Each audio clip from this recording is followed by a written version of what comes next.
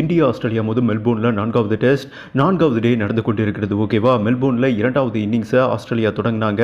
And என்னங்க சொல்கிறது, Australia வந்துட்டு ஊதி விட்டார் பும்ரா.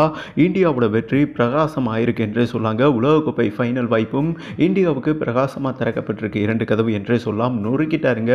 அந்த பூம் பூம் பூம் மேஜிக் தான்.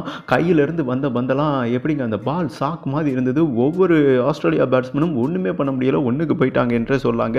லபிசான் மட்டும்தான் 70 ரன் அடித்தார். அவரையும் கொஞ்சம் சுருட்டி இருந்தாங்கன்னா சீக்கிரம் வந்துட்டு ஒரு 200 ரன்குள்ளே அவங்கள ஆல் அவுட் பண்ணியிருக்கலாம்னு வைங்களேன். ஓவரால் லீடே 200க்குள்ளே ஆல் அவுட் பண்ணியிருக்கலாம்.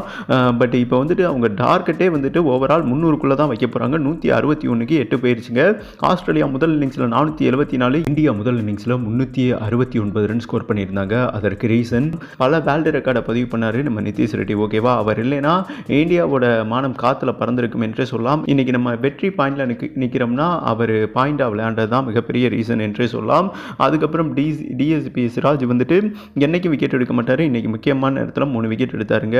Khawaja, Labuschagne, Steve Smith wicket எடுத்தார். மீதி விக்கெட்டை பூரா அள்ளிட்டாருங்க பூம் பூம் பும்ரா. அண்டு 161க்கு 8 போயிருச்சா.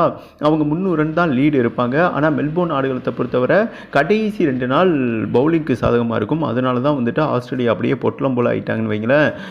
பட் இந்தியா வந்துட்டு 300 ரன்னை சேஸ் பண்ணுவாங்களா, 1 நாள் இருக்குது. ஓகே, பும்ரா வந்துட்டு 4 விக்கெட் எடுத்திருக்காரு. அண்டு சிராஜ் வந்துட்டு 3 விக்கெட் எடுத்திருக்காங்க. 2 சீமர்ஸ் வந்துட்டு மொத்தமாக ஊதி தள்ளிட்டாங்க.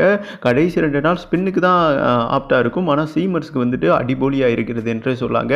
இந்தியா வெற்றி பாயிண்டில் இருக்காங்க. ஜெயிச்சே ஆகணும். ஓகேவா, வெற்றி பெற்றால் மட்டுமே இந்தியா உலகக்கோப்பை டெஸ்ட் ஃபைனல் சர்வே பண்ண முடியும். ட்ரா ஆச்சுன்னா வெளியே போயிடுவாங்க. ஓகேவா, பொட்டி படுக்கை எடுத்துகிட்டு வெளியே வந்துட வேண்டியதான். சிட்னியில் நடக்கும் கடைசி டெஸ்ட் வந்துட்டு உப்புக்கு செப்பு தான். அதனால் ஜெயிக்க தான் பார்ப்பாங்க. வந்தால் மழை போனால் கூந்தல்ங்கிற மாதிரி தான் விளையாட போகிறாங்க. அண்ட் இன்னொரு குட் நியூஸ் என்னன்னா, நிதிஷ் ரெட்டி தானே ஹோப் பண்ணாரு, அவரும் அண்ட் வாஷிங்டன் சுந்தரும் தொடக்க வீரராக இறங்க போகிறாங்க என்றும் ஒரு சூப்பரான அப்டேட் வந்திருக்குங்க. அதிரடியாக ஃபுல் விளையாடுங்க, ஃபுல் லைசன்ஸ் வந்துட்டு ரோஹித் சர்மா கொடுத்துருக்காரு என்றும் ஒரு முக்கியமான செய்தி வந்திருக்குங்க. ஓகே, இந்த வால்வா சவா டெஸ்ட் போட்டியில் இந்தியா அந்த 300 ரன்னை டார்கெட் சேஸ் பண்ணுவாங்களா? நீங்கள் என்ன நினைக்கிறீங்க? உங்களோட கருத்தை போட்டு விடுங்கன்னு சொல்லிட்டு வீடியோவை கம்ப்ளீட் பண்ணுறேன். டேட்டா என்ன சொல்லப்படுகிறது என்றால், மெல்போர்னில் நடந்த பாஸ்ட் 2 டெஸ்ட்டில் இந்தியா தான் வின் பண்ணியிருக்காங்க. இந்த டெஸ்ட்டும் வின் பண்ணாங்கன்னு வைங்களேன். ஹார்ட்ரிக் வின் பண்ணி ஆஸ்திரேலியா மண்ணில் மெல்போர்ன் மண்ணில் ஒரு மிகப்பெரிய உலக சாதனையை பதிவு பண்ணுவாங்க என்பது குறிப்பிடத்தக்கதுங்க. ஓவரால் ஃபைனல் கொஸ்டின் என்னன்னா, ஃபைனல் டேல அதாவது இந்தியா 2வது இன்னிங்ஸில் எந்த பிளேயர் வந்துட்டு முதுகெலும்பாக இருக்க போகிறாங்க? சேம் டைம் வந்துட்டு வெற்றிக்கு போராட போகிறாங்களா, இல்லை டிராவை நோக்கி இந்தியா பயணம் செய்வாங்களா? நீங்கள் என்ன நினைக்கிறீங்க? சேம் டைம் வந்துட்டு தொடக்க வீரராக நிதிஷ் ரெட்டியும் வாஷிங்டன் சுந்தரம் இறங்க போகிறாங்க. இந்த நிகழ்வு கரெக்ட் தானா, இல்லை இதற்கு முன்பு பாஸ்ட் பிளானே சரியான நகர்வாக இருக்குமா? உங்களோட கருத்தை டைப் பண்ணி விடுங்கன்னு சொல்லிட்டு கம்ப்ளீட் பண்ணுறேங்க.